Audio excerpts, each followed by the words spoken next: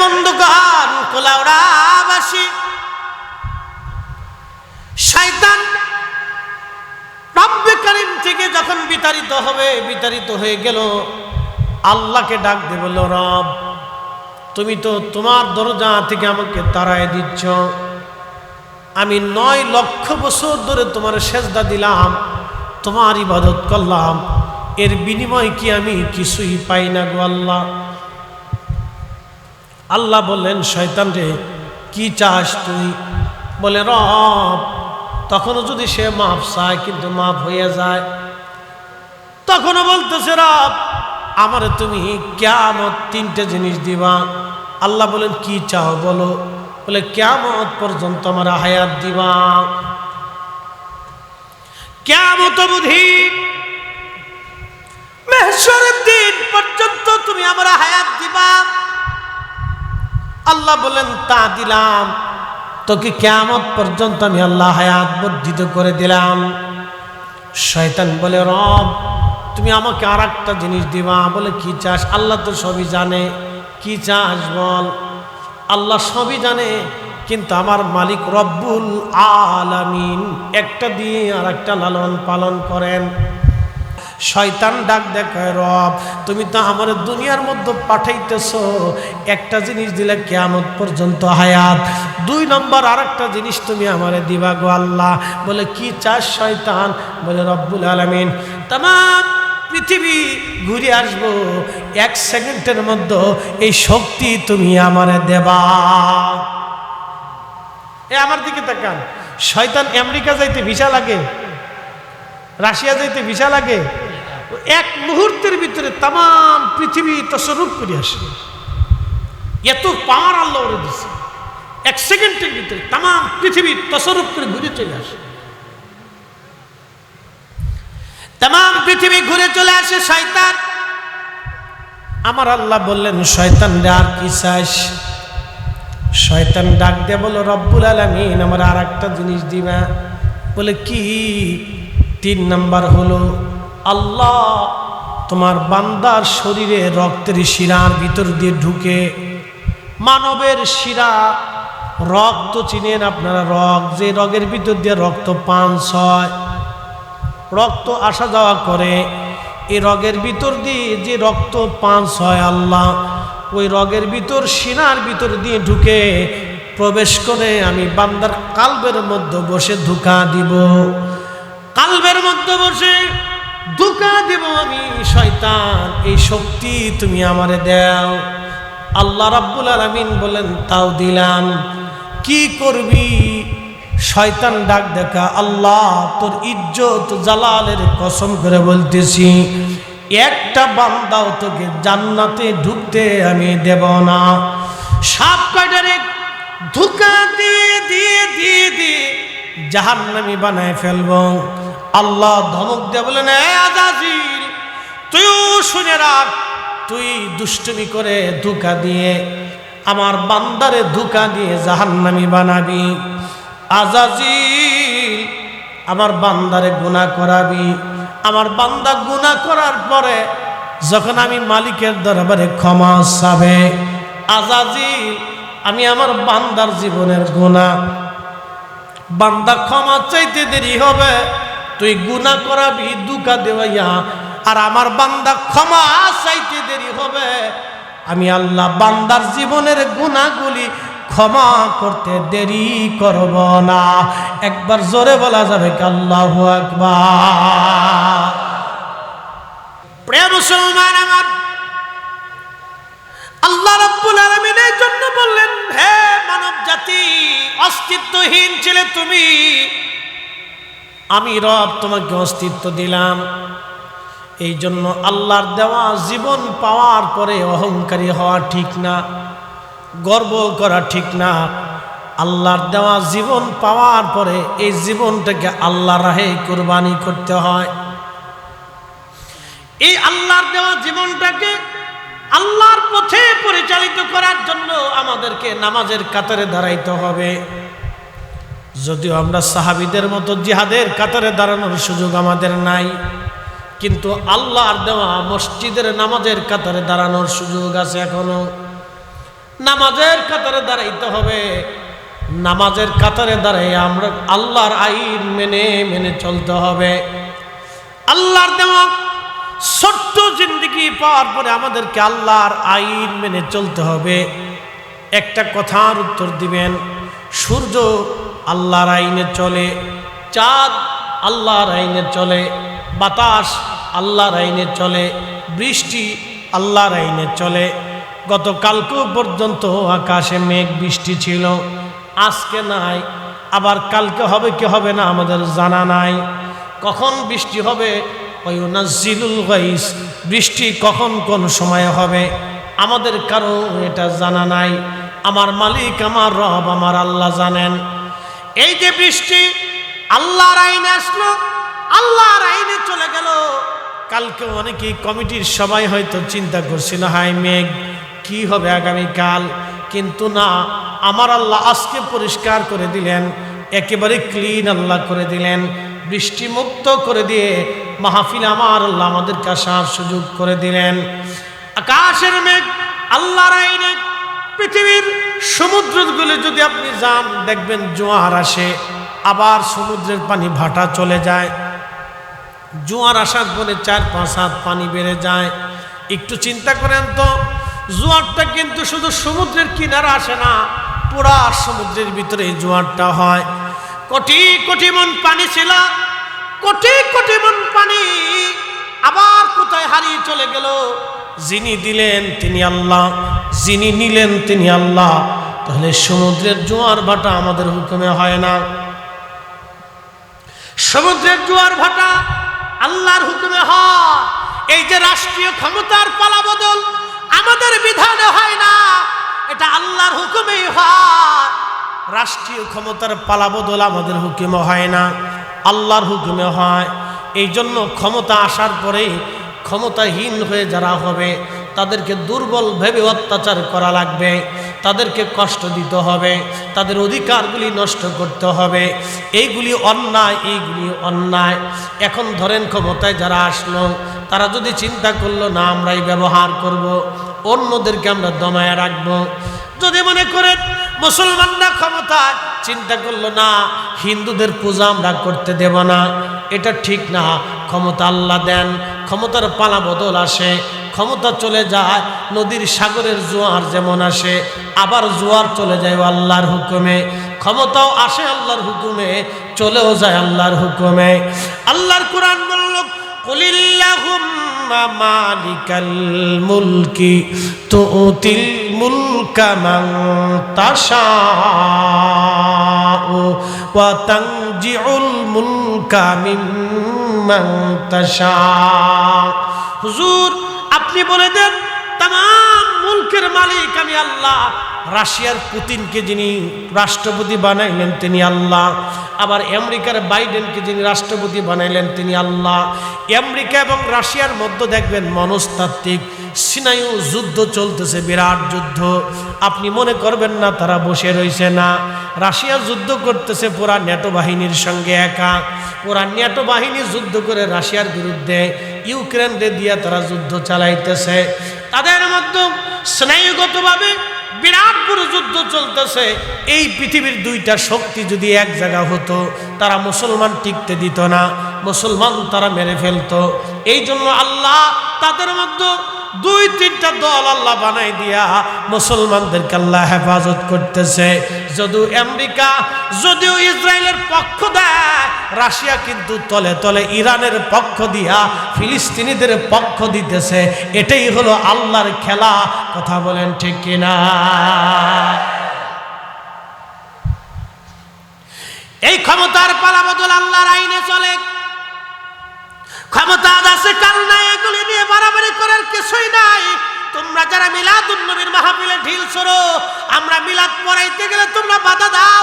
মিলাদুন নবীর মাহফিলে তোমরা যারা বাধা দিতে চাও এবং সুন্নিদের কর্মকাণ্ডে যারা বাধা দিতে চাও, তোমরা শুনে রাখো, দেশ কিন্তু তোমাদের না, দেশ আমাদেরও না, দেশ আমাদের সবার।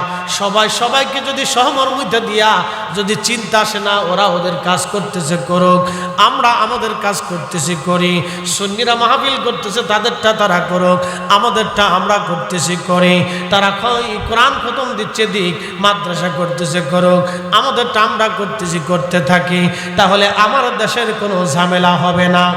আর যদি মনে করে না ওদেরকে আমরা করতে দেবই না, তাহলে মনে রাখতে হবে এটা শাহজালালের জমিন।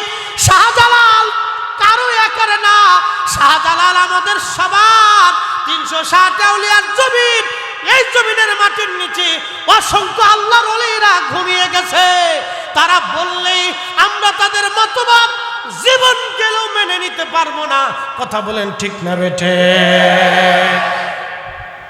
কেউ যদি মনে করে আমি তো আমার মতবাদ চালাই দিব, হবে? কথা বলেন, হবে? মানতে পারবো? কেউ মেনে নিবে? আমি যদি মনে করি আমার মতবাদ আমি জোর করে চাপাবো, আপনি মানবেনই না, কখনোই না। যারা ফুল তুলি সাহেব কেবলাকে ভালোবাসি, জীবন গেলেও তারা সাহেব কেবলাকে ভুলবে না। কথা কন না কেন? হ্যাঁ, জোরে বলেন, জোরে বলে। যারা সারসিনাকে ভালোবাসে, জীবন গেলেও সারসিনা ভুলবে না। যারা ফুরফুরাকে ভালোবাসে, জীবন গেলেও ফুরফুরা ভুলবে না। যারা জৈনপুরকে ভালোবাসে, জীবন গেলেও জৈনপুর ভুলবে না। যারা ওই অনেক অলি যারা আছে, মুসলিম ইমাম আল সুন্নাত আলা হযরতকে ভালোবাসে এবং জীবন গেলেও তারা আলা হযরতের ভালোবাসা ছাড়বে না। আর আমরা সবাই যারা আছি অলি প্রেমিক, আল্লাহর অলিদেরকে ভালোবাসি, আমাদের সব চলে গেলেও অলিদের জামাত আমরা ছাড়ব না। কি কথা বলেন ঠিক কিনা? জোর করিয়ে কোনোদিন কোনো মত চাপিয়ে দেওয়া যায় না। যারা ভুল করতে চাচ্ছে তারা অনেক বড় ভুল করবে, যে ভুলের কোনো খেসারত নাই। এটা চরম ভুল হবে। সহমর্মিতা প্রয়োজন। যার যার কাজ তার তার অবস্থান থেকে করুক, কোনো বাধা হবে না। জনগণ যাকে বেশি সাপোর্ট করবে করুক। শোনেন, ভালোবাসা জোর করে নেওয়া যায় না, সমর্থন জোর করে নেওয়া যায় না, এটা হৃদয় থেকে আসে। সাহেব কিবলা ফুলতুলি রহমতুল্লাহ আলাইহি একদিনে মানুষের ভালোবাসা নেন নাই। দীর্ঘদিনের পরিশ্রম, সফলতা, বহুদিনের তাকওয়া, বহু রজনীর রুনাজারি, বহু জীবনের কষ্ট, বহু জীবনের ত্যাগ, বহু জীবনের রাত জাগরণ, বহু জীবনের তাহাজ্জুদ, বহু জীবনের বুজুর্গি, বহু জীবনের সততা, বহু জীবনের আমানতদারিতা তাকে আজকে স্বর্ণের আসনে অধিষ্ঠিত করেছে। ঠিক কিনা বলে? একদিনে হয় না। তো ওনার থেকে যদি লোকদেরকে ছিনিয়ে নিতে চান, আপনি ইচ্ছা করলেই পারবেন না, অসম্ভব। প্রিয় মুসলমান আমার,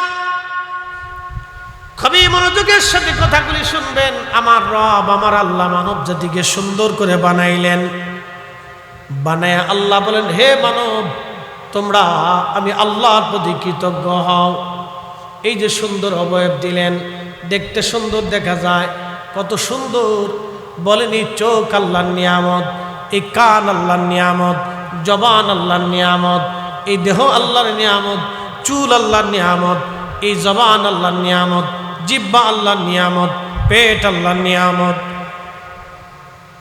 সব কিছু আল্লাহর দেওয়া নিয়ামত।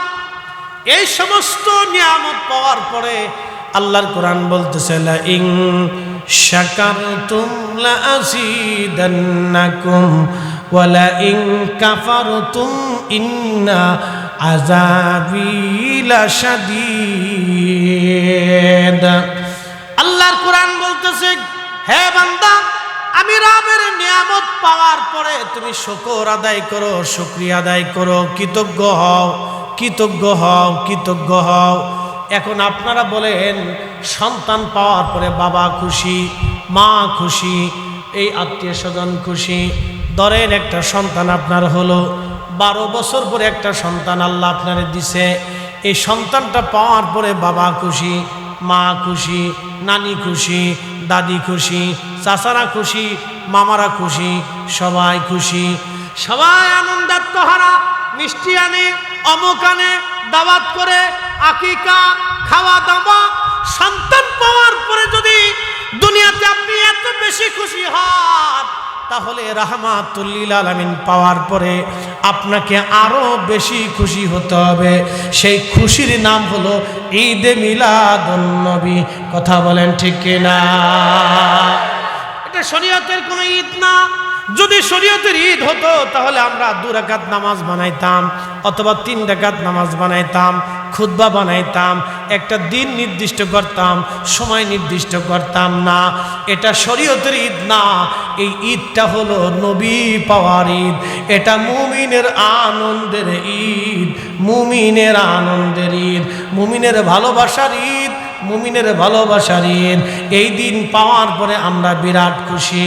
আপনি যদি মিশর যান, মিলাদুন নবীর রাতে মিশরীরা বিরাট আনন্দ করে, আত্মীয় স্বজন আসে, নতুন নতুন পোশাক তারা পরে, তারা ওই আপনার মাহফিল ইন্তজাম করে, তারা নাতে রসুলের মজলিস ইন্তজাম করে, তারা বাড়িতে আত্মীয় স্বজনরা বসে বসে নাতে রসুল গায়, আনন্দ করে, সুন্দর সুন্দর খাবার খায়, দোয়া খায়ের করে, জিকির আজগার করে। বাংলার সুফিরা, সারা পৃথিবীর সমস্ত সুফি ওলি যারা ছিলেন, তারা মিলাদুন নবীর মাহফিল কায়েম করে আল্লাহর নবীর ভালোবাসায় তারা উজ্জীবিত হতেন, নাতে রসুল গাইতেন, আনন্দ করতেন, তারা আল্লাহর শুকরিয়া আদায় করেছেন।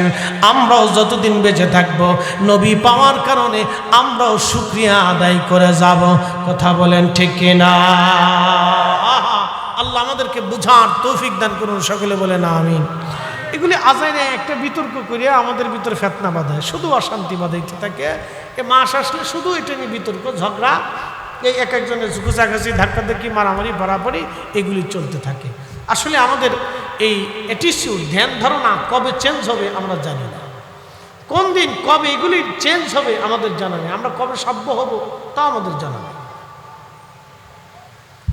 খুব মনোযোগ দিয়ে, এই যে রব আমাদেরকে সারা পৃথিবীর এত সৌন্দর্য আল্লাহ দিলেন, এই সব কিছু আল্লাহর দেওয়া নিয়ামত।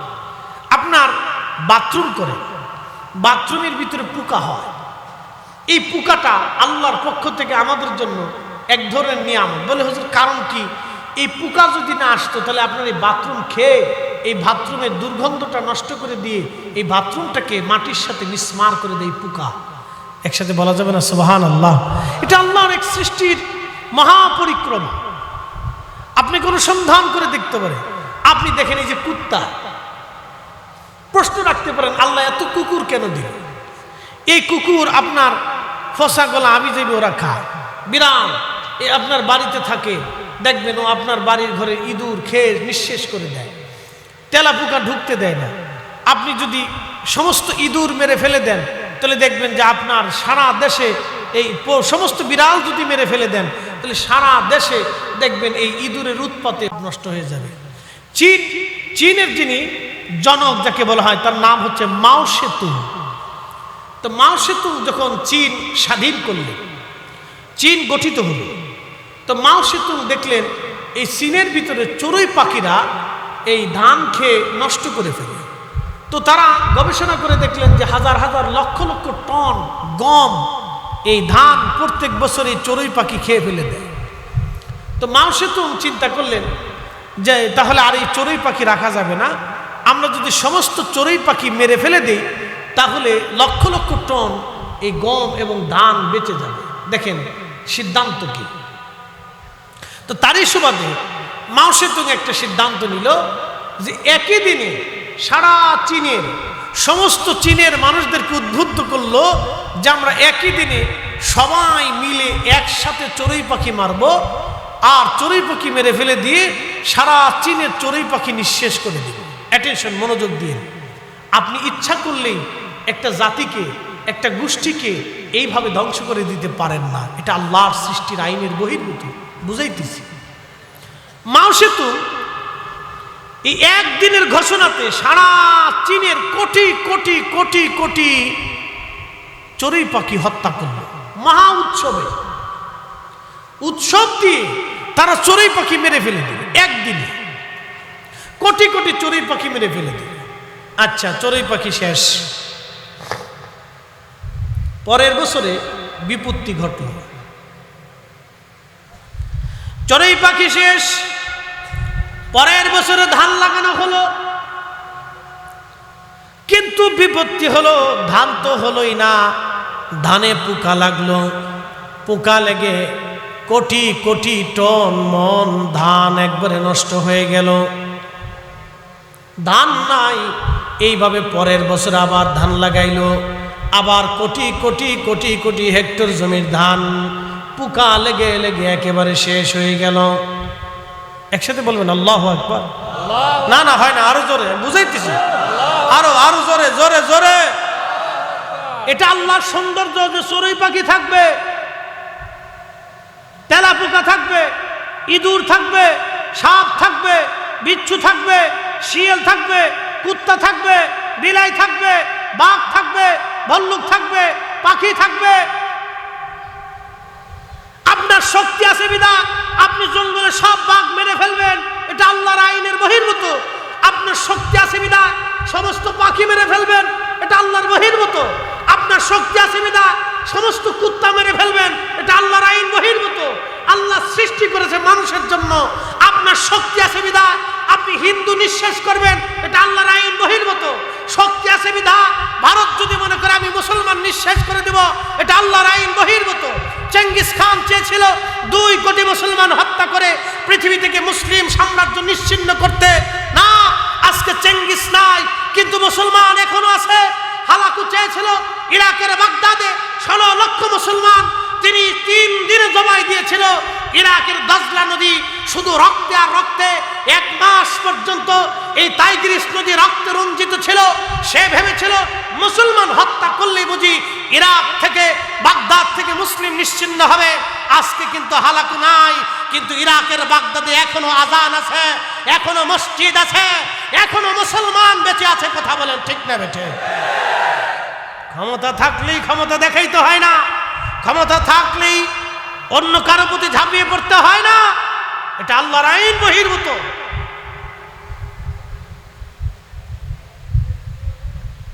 আগে যারা ভুল করছিল তারা সেই ভুলের খেসারত দিচ্ছে, এটা আল্লাহর আইন বহির্ভূত। তো মাও সেতু চীন সমস্ত চড়ুই পাখি একবারে নিঃশেষ করে দিল। চড়ুই পাখি আর নাই। ধান লাগাইলো, ধানে পোকা হলো। প্রথম বছরে ধান শেষ, দুর্ভিক্ষ শুরু হলো। পরের বছর ধান লাগালো, আবার পোকা হলো, ধান নাই, কোটি কোটি মন ধান নাই, আবার দুর্ভিক্ষ বেড়ে গেল। দুর্ভিক্ষে চীনে 1 কোটি মানুষ না খেয়ে মরে গেল। যে চীনকে আজকে আপনি বিশ্বের উচ্চ আসনে দেখতেছেন, বিরাট ধনী দেশ দেখেন, সেই চীনে এক সময় 1 কোটি মানুষ শুধু না খেয়ে মরে গিয়েছিল।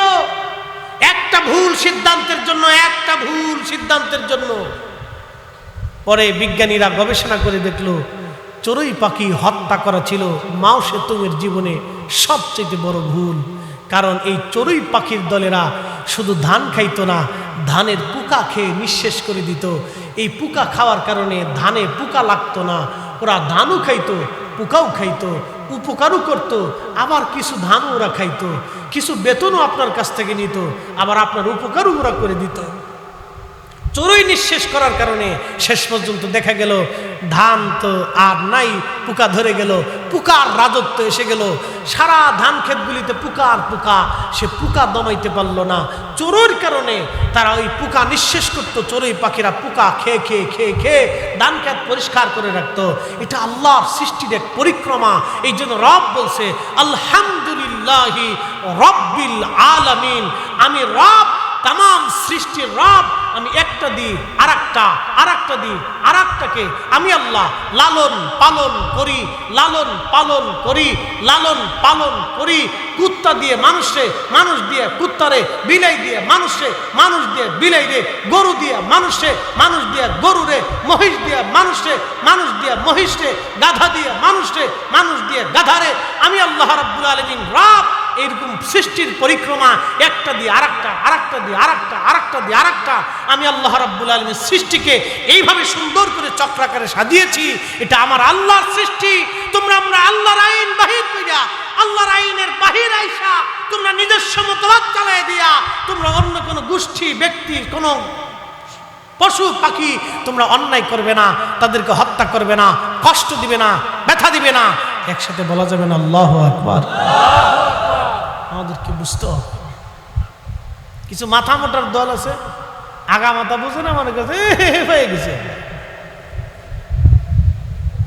এগুলো ঠিক না। আগে যারা ছিল তারা ভাবছিল যে খুব পাইয়ে গেছে, পাইয়ে যাবার যে দরবেশে 60 লক্ষ কোটি টাকা না 60,000 কোটি টাকা নিয়ে গেছে, তাতে কি হয়েছে বলেন তো? এখন জেল খাটতেছে। সে ভাবছিল আমি পেয়ে গেছি, বাবার যে নিতে দিয়ে সব শেষ করছে, নিজে শেষ হয়েছে, আরো মানুষকে শেষ করছে।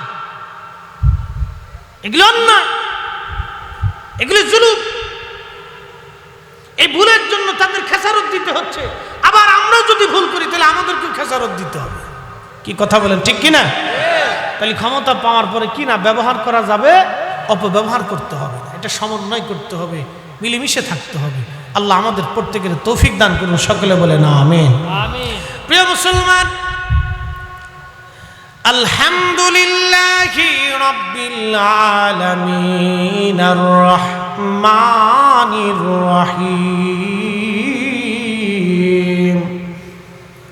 সুন্দর একটা ঘটনা আজ আপনাদেরকে শোনাবো।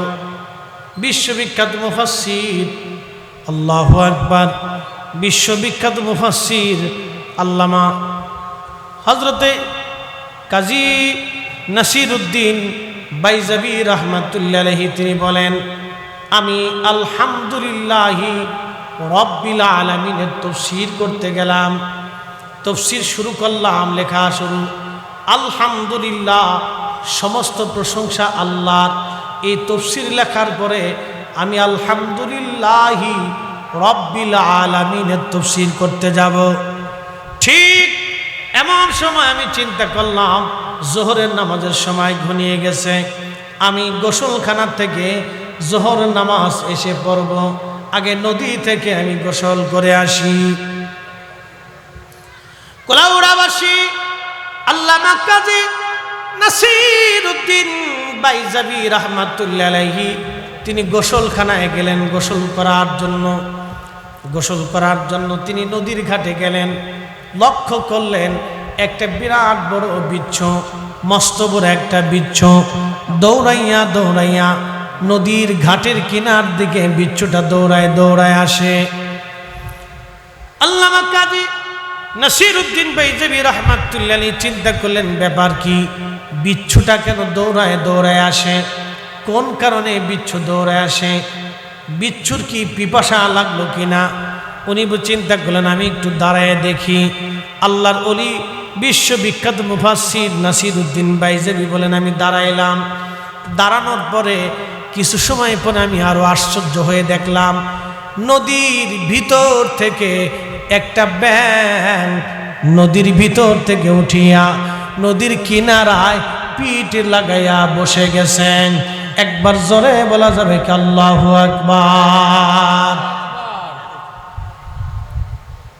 শুনিয়া যান, নদীর পানির ভিতর থেকে ব্যাঙ আসিয়া নদীর কিনারায় পিঠ লাগাইছে। নাসিরউদ্দিন বাইজাবি রাহমাতুল্লাহি আলাইহি বললেন আমি দেখলাম বিচ্ছুটা দৌড়ায়া দৌড়ায়া দৌড়ায়া দৌড়ায়া দৌড়াইয়া ওই ব্যাঙের পিঠের উপরে এসে চড়ে বসলো। ব্যাঙের পিঠের উপরে যখন বিচ্ছুটা চড়ে বসছে তখন এই ব্যাঙটা বিচ্ছুটারে পিঠে নিয়া নদীর মধ্যে সাঁতার দিছে। মনোযোগ দিয়ে, ব্যাঙে বিচ্ছুরে পিঠে নিয়ে নদীর মধ্যে সাঁতার শুরু করছে। তো নাসিরউদ্দিন বাইজাবি রাহমাতুল্লাহি আলাইহি খুব চিন্তা হলো জীবনে কোনোদিন ব্যাঙের বিচ্ছু পার করতে দেখলাম না, আজকে ঘটনাটা কি দেখতে হবে। তো উনি ঘটনা দেখার জন্য ব্যাঙের পিছে পিছে রওনা দিলেন। ব্যাঙ নদীর মধ্যে নামছে। আল্লামা কাজী নাসিরউদ্দিন বাইজাবি রাহমাতুল্লাহি আলাইহি নদীর মধ্যে নামলেন। ব্যাঙ আগে আগে যায়, উনি ধীরে ধীরে পিছে পিছে যায়। আজকে দেখবো ব্যাঙ বিচ্ছুটাকে কাঁধে নিয়ে কোন জায়গা যায়। ব্যাং সাঁতরায় সাঁতরে নদীর কিনারায় যাইয়া নদীর ওই পারে নামাই দিল। নাসিরউদ্দিন বাইজাবি রহমাতুল্লাহ আলাইহি বলেন, আমি দেখলাম ব্যাং পিঠ থেকে বিচ্ছুটা নেমে আবার বিচ্ছু দৌড়াইতে লাগলো, ব্যাং নদীর মধ্যে চলে গেল। নাসিরউদ্দিন বাইজাবি বলেন, আমি বিচ্ছুর পিছু পিছু হাঁটতে লাগলাম, দেখি বিচ্ছুটা কোন জায়গা যায়। আমি লক্ষ্য করলাম বিচ্ছু দ্রুত গতিতে দৌড়ায় দৌড়ায় যায়। যেতে যেতে বিচ্ছু চলে গেল একটা বিরাট বড় বট গাছ। এই গাছের নিচে একজন আল্লাহর দরবেশ ওলি তিনি শুয়েছিলেন, ঘুমিয়ে আছেন। এমন সময় বট গাছের শিকড়ের ভিতর থেকে একটা কালো গোখরা সাপ উঠে আল্লাহর ওলির মাথা বড় বড় ফনা তুলেছে কামড় দেওয়ার জন্য। ঠিক ওই সময় আমার রব, আমার আল্লাহ বিচ্ছুটাকে খবর দেওয়াইয়া ব্যাঙের দিয়া নদী পার করাইয়া আমার আল্লাহ বিচ্ছুটারে দাওয়াত করে এনে উনি বলতেছেন, আমি দেখলাম বিচ্ছুটা সাপের লেজ বেয়ে মাথার উপরে গেল। বিচ্ছু মাথার উপরে কামড় দিল সাপেরে, সাপের বিচ্ছুর কামড়ে সাপ মারা গেল। একবার জোরে বলা যাবে কি সুবহানাল্লাহ?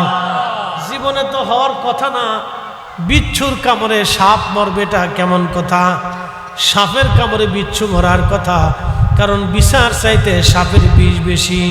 কিন্তু আজকে তিনি বলতেছেন, আমি দেখলাম বিষার কামড়ে সাপ মরে গেল, আস্তে করে মাথা নোয়াইয়া সাপটা মরে গেল। বিচ্ছুটা আবার দৌড়ায় দৌড়ায় চলে যেতে লাগলো। ওই আল্লাহর ওলির ঘুম ভেঙে যাওয়ার পরে আমি তাকে জিজ্ঞেস করলাম, হে আল্লাহর মজজুব, আপনি গাছের নিচে ঘুমানো, আল্লাহ আপনাকে হেফাজত করার জন্য, এই সাপ থেকে বাঁচানোর জন্য আল্লাহ ওই পাহাড় থেকে বিচ্ছু দাওয়াত করেছেন। বিচ্ছুটাকে নদী পার করানোর জন্য আমার আল্লাহ একটা ব্যাঙ দাওয়াত করে এনে ব্যাঙের পিঠে বিচ্ছু সরাই আল্লাহ নদী পার করাইলেন। ওই বিচ্ছুটা এসে সাপের কামড় দেওয়াইয়া সাপ মরিয়া বিচ্ছুটাকে আল্লাহ এই আপনাকে আল্লাহ হেফাজত করলেন। আল্লাহ যে রব্বুল আলামিন, আল্লাহ যে রব্বুল আলামিন, আল্লাহ রব লালন পালন করনেওয়ালা। আজকের ঘটনা থেকে বুঝতে পারলাম ঠিকই আল্লাহ লালন পালন করনেওয়ালা। একবার জোরে বলা যাবে কি আল্লাহু আকবার? আমার সাথে একসঙ্গে সবাই পড়েন আলহামদুলিল্লাহি রাব্বিল আলামিন। আবার পড়েন আলহামদুলিল্লাহি রাব্বিল আলামিন। তুমি রহমান, তুমি মেহেরবান, তুমি রহমান, তুমি মেহেরবান। অন্ধ গাহে না শুধু তোমার গুণগান, অন্ধ গাহে না শুধু তোমার গুণগান, বুঝেও বুঝে না তবু শান। তুমি রহমান, তুমি মেহেরবান, তুমি রহমান, তুমি মেহেরবান। আল্লাহুম্মা সাল্লি আলা, জবান খুলে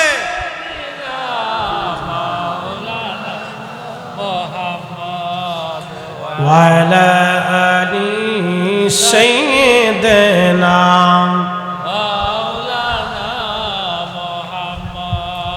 তাহলে কি বুঝলেন? চড়ুই পাখির দরকার আছে না নাই? কুত্তার দরকার আছে না নাই? বিড়ালের দরকার আছে না নাই? তাহলে ক্ষমতা থাকলে এইগুলিকে মেরে ফেলে দেওয়া যাবে? নিঃশেষ করা যাবে না। এটা দরকার, এটা আল্লাহর সৌন্দর্য।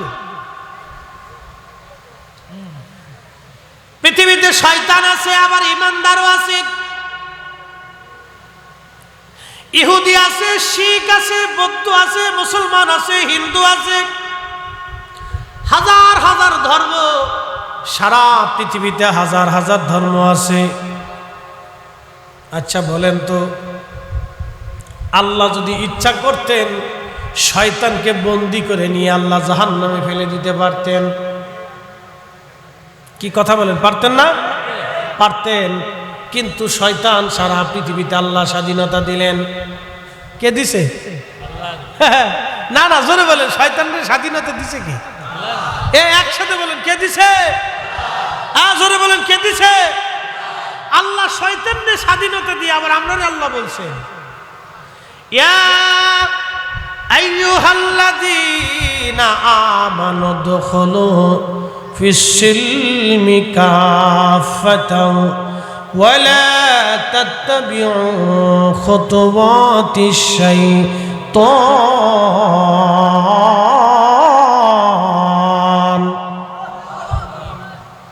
শয়তানকে স্বাধীনতা দিছে কে? না না, জোরে বলেন, জোরে না, ঘুমাইছে আপনাদের। একসাথে বলেন, আল্লাহু আকবার। শয়তানকে স্বাধীনতা দিছে কে? আল্লাহ। কে দিছে? আমাদের হেদায়েতের জন্য নবী পাঠাইছে কে? আল্লাহ। কেন আল্লাহকে জিজ্ঞেস করেন, আল্লাহ শয়তান দেওয়ার দরকারটা কি ছিল? তুমি যদি শয়তান না দিতে তাহলে তো আর এত নবী পাঠানোর দরকার ছিল না। আমরা তাহলে ল্যাংটা হইতাম না, বেডি মানুষের দিকে তাকাইতাম না, ওই কুনজর আসতো না, ওই আমার চুরির চিন্তা ছিল না, ওই দুর্নীতি করতাম না, দরবেশ বাবা ৬০,০০০ কোটি টাকা নিত না, ওই আর এক বেটা নিত না, মাইনকে চিবে মাইনকে পড়তো না, হাউন আঙ্কেল বিপদে পড়তো না। কথা বল লাগে, বিরাট আঙ্কেল ও যদি মরে যায় আজকে, তাহলে সারা দেশের মানুষ খালি আলহামদুলিল্লাহ আলহামদুলিল্লাহ আলহামদুলিল্লাহ। কি কথা বল না কেন? কি জিন্দিগি গঠন করছে চিন্তা করেন, কি ফজিলতের জীবন। আরে সর্বনাশ। এখন প্রশ্ন হলো, আল্লাহ শয়তান সৃষ্টি করলেন আমাদেরকে পরীক্ষা করার জন্য। যদি শয়তান না থাকতো তাহলে পরীক্ষা হতো না।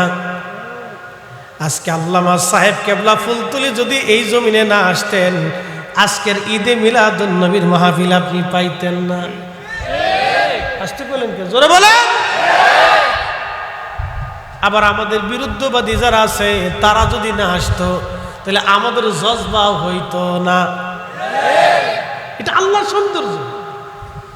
এই জন্য জামাত ইসলামরা যদি মনে করে যে না সুন্নি জামাত রাখবো না, তাহলে এটা ভুল সিদ্ধান্ত।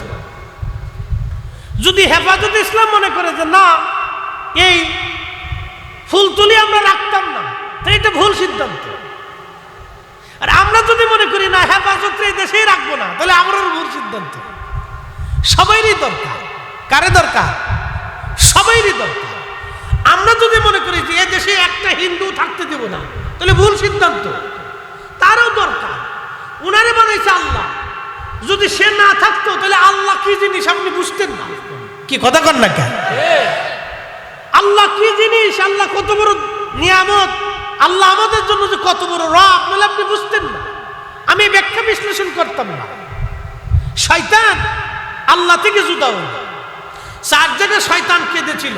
ইমাম সুহাইলি রাহিমাহুল্লাহ আল বাদার ভিতরে ইমাম ইবনে কাসির লিখছেন যে শয়তান 4 বার পৃথিবীতে কাঁদছিল, এছাড়া ও কান্দে না।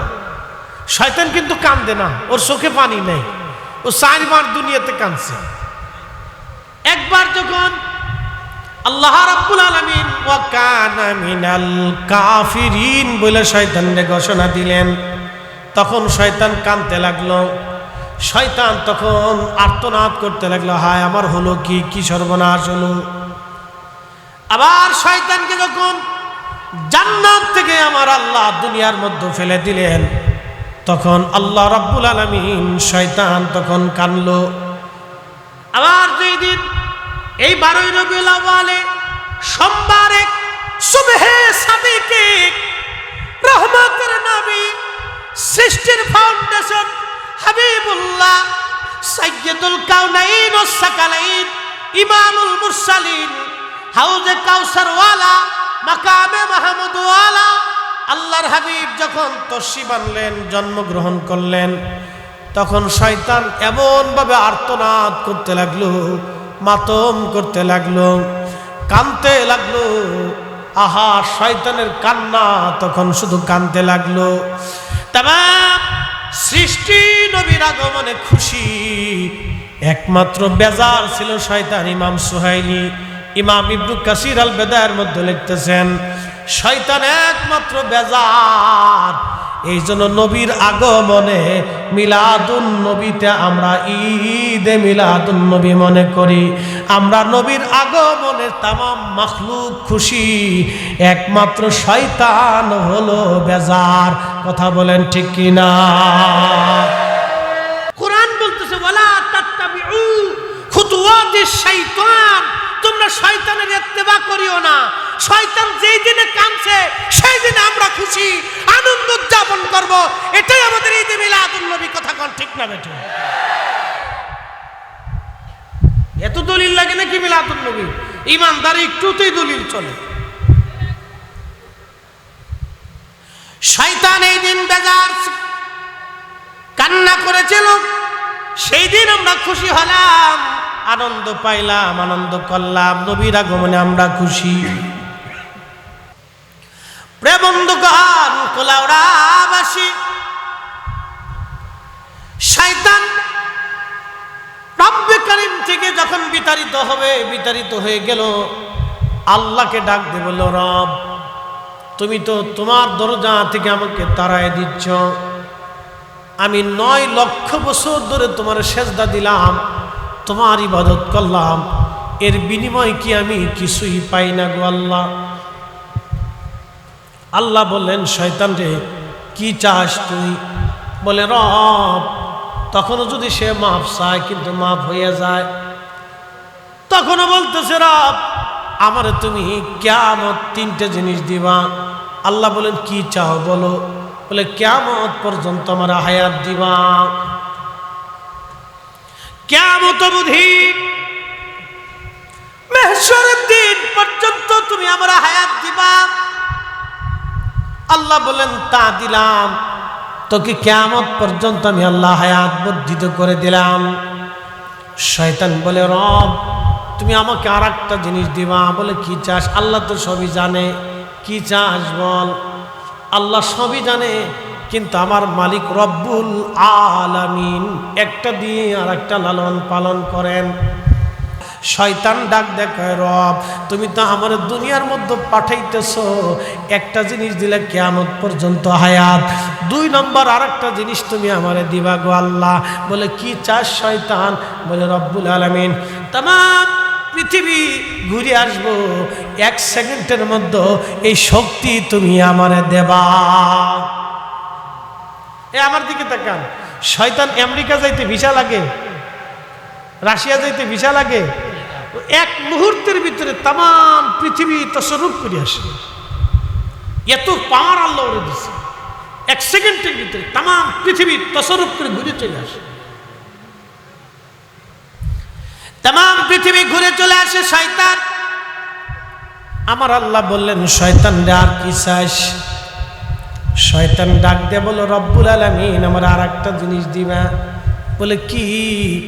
3 নম্বর হলো আল্লাহ তোমার বান্দার শরীরে রক্তের শিরার ভিতর দিয়ে ঢুকে, মানবের শিরা রক্ত চিনেন আপনারা, যে রগের ভিতর দিয়ে রক্ত পাঞ্চ হয়, রক্ত আসা যাওয়া করে, এই রগের ভিতর দিয়ে যে রক্ত পাঞ্চ হয় আল্লাহ ওই রগের ভিতর শিরার ভিতর দিয়ে ঢুকে প্রবেশ করে আমি বান্দার কালবের মধ্যে বসে ধোঁকা দিব, কালবের মধ্যে বসে ধোঁকা দিব আমি।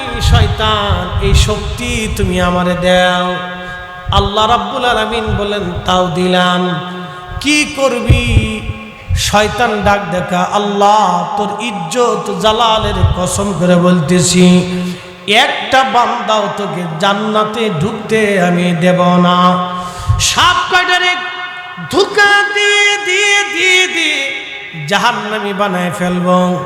আল্লাহ ধমক দিয়ে বলেন এ আজাজিল তুইও শুনে রাখ, তুই দুষ্টুমি করে ধোঁকা দিয়ে আমার বান্দারে ধোঁকা দিয়ে জাহান্নামী বানাবি।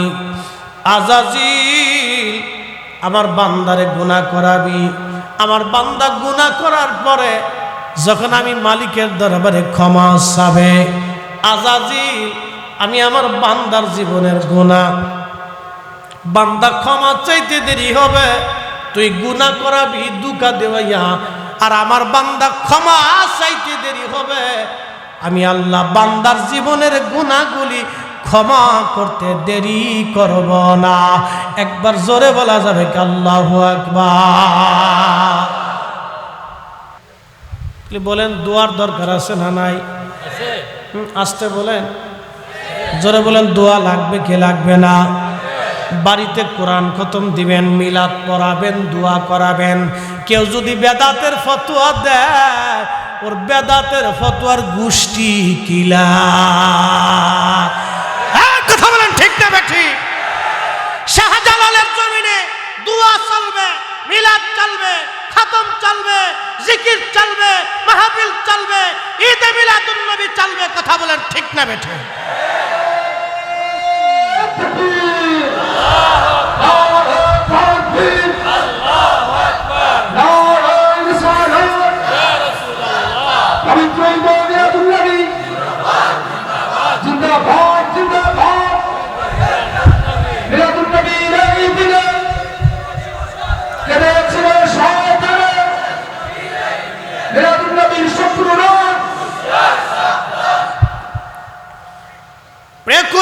মুসলমান,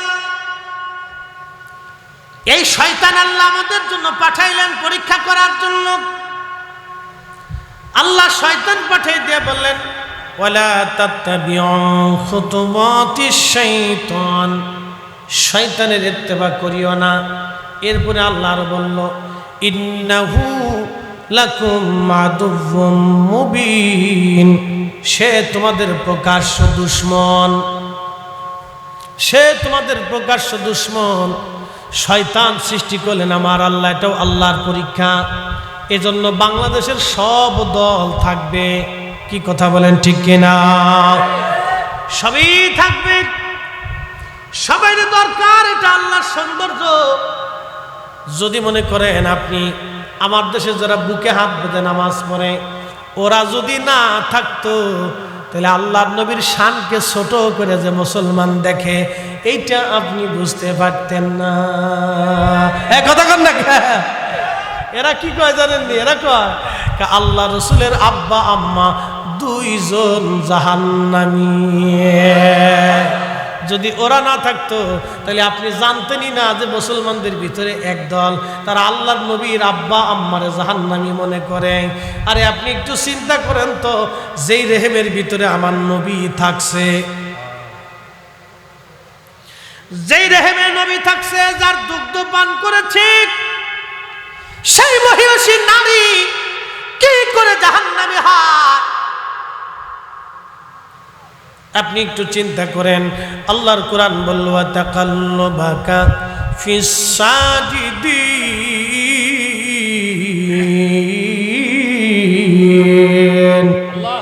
হাবিব আপনাকে সেজদাকারীদের মাধ্যমে দুনিয়াতে আনছি। হাবিব আপনাকে সেজদাকারীদের মাধ্যমে দুনিয়াতে আনছি। আল্লাহর নবীর আব্বা আম্মা দুইজন ছিলেন সেজদাকারী বান্দা। তারা জীবনে কোনোদিন কোনো প্রতিমার সামনে, কোনো মূর্তির সামনে, কোনো পাথরের সামনে, কোনো গাছের সামনে, সূর্যের সামনে, পাহাড়ের সামনে কোনোদিন মাথা নত করেন নাই, সেজদা তারা করেন নাই। তারা একবারে নিষ্কলঙ্ক ছিলেন। হযরত ইবনে আব্বাস রাদিয়াল্লাহু আনহু তাবুকের যুদ্ধের ময়দানে 30,000 সাহাবীর সামনে তিনি নবীজির প্রশংসা গাথা গাইতে যায় বলেছিলেন, তুনকালু মিন সালিবিন ইলা রাহিমিন ইজা মাদা আলামু বাদা তবাক। নবী গো, আল্লাহ আপনাকে পবিত্র সুল থেকে রেহেম থেকে সুল করে পবিত্রতার মাধ্যমে আল্লাহ দুনিয়াতে আনছেন। আল্লাহ নবী বলতেন, আমার মা তাহেরা তৈয়্যিবা পবিত্রা সতী সাধবী নারী ছিলেন আমার মা। জাহিলিয়াতের নাপাকি, শারাবি, খারাবি, হারামি, কোন সোয়া, কোন বাতাস হযরত সাইয়্যেদা আমেনা রাদিয়াল্লাহু আনহার শরীরে লাগে নাই। একটা কথা মনে রাখবেন, তার পেটের ভিতরে আমার নবী ছিলেন। কোন শারাবি, খারাবি, হারামি, নাপাকি, কোন ফাহিশি, শিরকি, হযরত সাইয়্যিদা আমেনা রাদিয়াল্লাহু আনহার শরীর স্পর্শ করে নাই। হযরত আব্দুল্লাহ ছিলেন তার স্বামী, আল্লাহর নবীর বাবা, যার মাধ্যমে নূরে মুহাম্মদী আসছে। কোন সারাবি, খারাবি, হারামি না পাকি, আল্লাহু আকবার, কোন শিরকি হযরত আব্দুল্লাহর শরীরে বাতাস পর্যন্ত লাগে নাই। ওরা কিভাবে বলতেছে, বলে দিচ্ছে ঠাস ঠাস ঠাস ঠাস করে বলে দিচ্ছে। বলার সময় একটু শরীরও কাঁপে না, মুখও কাঁপে না। আবার তাদের কথাও কিন্তু অনেক মানুষ মেনেও নিচ্ছে। কি কথা কর না, অনেক লোক কি করতেছে, মেনে নিচ্ছে। তার মানে বোঝা গেল ওরা যদি না থাকতো তাহলে আপনি বুঝতেনই না যে এইরকম আকীদা বিশ্বাসের মানুষ দুনিয়াতে আছে। তা আমাদের ভিতরে এগুলো এগুলো আল্লাহর পরীক্ষা, এগুলো থাকবে। প্রিয় মুসলমান, খুব মনোযোগ দিয়ে এখন আমি আল্লাহর নবীর জীবনের ছোট্ট একটু পাঠ, জীবনের একটা অংশ আপনাদের সামনে উঠাইয়া বিদায়ের দিকে চলে যাব। না কষ্ট হচ্ছে আপনাদের? তাহলে একসাথে জোরে বলেন তো আল্লাহু আকবার। সমস্ত শক্তি দিয়ে বলেন আল্লাহু আকবার। সূর্য চলে কার আইনে? আসমান চলে কার আইনে? চাঁদ চলে কার আইনে? জমিন চলে কার আইনে? নদীর পানি চলে কার আইনে? সমুদ্রের জোয়ার ভাটা কার আইনে? আমরা চলবো কার আইনে? তাহলে ঈদে মিলাদুন নবীর মাহফিল কার আইনে? জোরে বলেন কার? না না, আর জোরে বলেন কার? আল্লাহর আল্লাহর আল্লাহর আল্লাহর। কে বেদাতি? বেদাতি বললো ছাতা দেখার সময় আমাদের নাই। কথা কোন ঠিক কিনা? মনোযোগ দেন। আল্লাহর নবী দুনিয়াতে তাশরীফ আনলেন। সাইয়্যিদা আমেনা রাদিয়াল্লাহু আনহার বাড়ি হালিমা আসছে। উনি যখন ধাত্রীমা হয়ে মক্কায় আসলেন, সারা মানুষ মক্কা থেকে সন্তান নিয়ে তারা চলে গেল সুদূর তায়েফে। সবাই 3 দিন আগে চলে গেল, আর হালিমা 3 দিন পরে আসছে।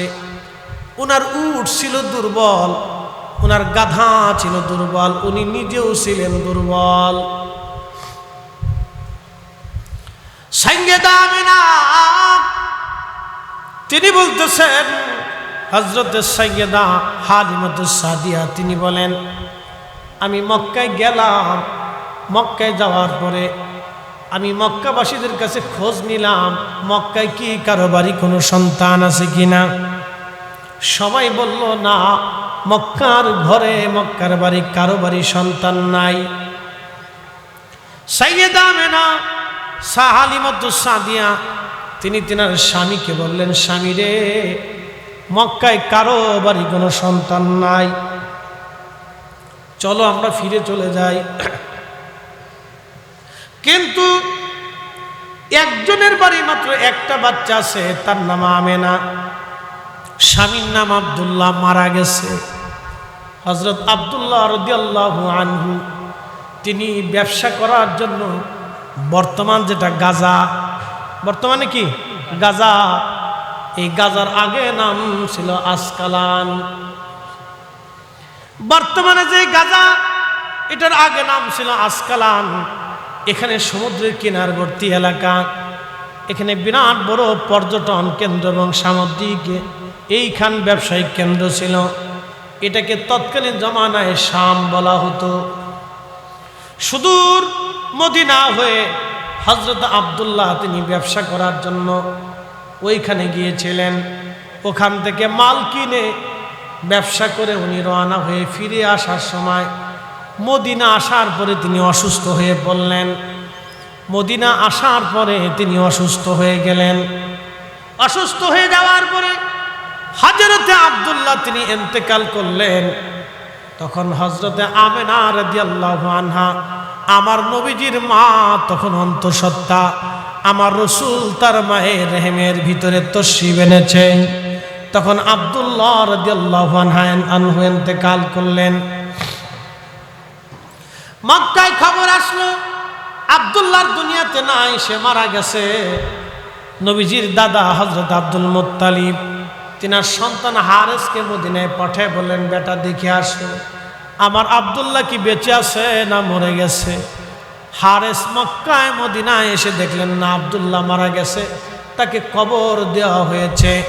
আমি যতটুকুন জানছি, আমার দিকে তাকান, আমি যতটুকুন জানলাম মদিনায় যাওয়ার পরে মদিনাতে সংস্কার কাজ চলতেছিল, হযরতে আব্দুল্লাহর লাশ পাওয়া গিয়েছিল মদিনায়। একবার জোরে বলা যাবে কি আল্লাহু আকবার?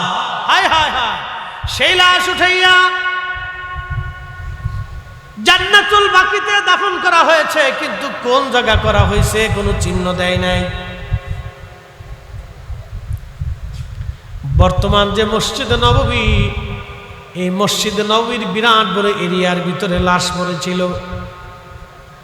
ওই লাশ পাওয়ার পরে উঠাইয়া জান্নাতুল বাকিতে দাফন করা হয়েছে। সেটা আব্দুল্লাহ রাদিয়াল্লাহু আনহুর লাশ।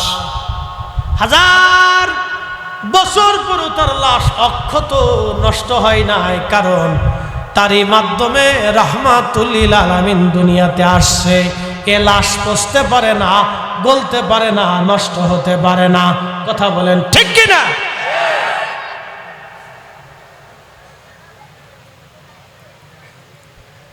হযরত আব্দুল্লাহ মারা গেছে। হালিমা বলতেছে, স্বামী পয়সা দেওয়ার মতো কেউ নাই, চলেন আমরা ফিরে চলে যাই। হালিমার স্বামী ডাক দিয়ে বলতেছে, হালিমারে শূন্য শূন্য ফিরে চলে যাব রে হালিমা, একটু কথা শোনো রে হালিমা। বলে কি কথা স্বামী বলেন? একটা বারের জন্য ওই সন্তানটা একটা নজর দেখে আসি, নেই বা না নেই একটা বার দেখে আসি। হযরত হালিমাতুস সাদিয়া বলতেছে, স্বামীর কথা অনুযায়ী একটা নজর দেখার জন্য আমি গেলাম।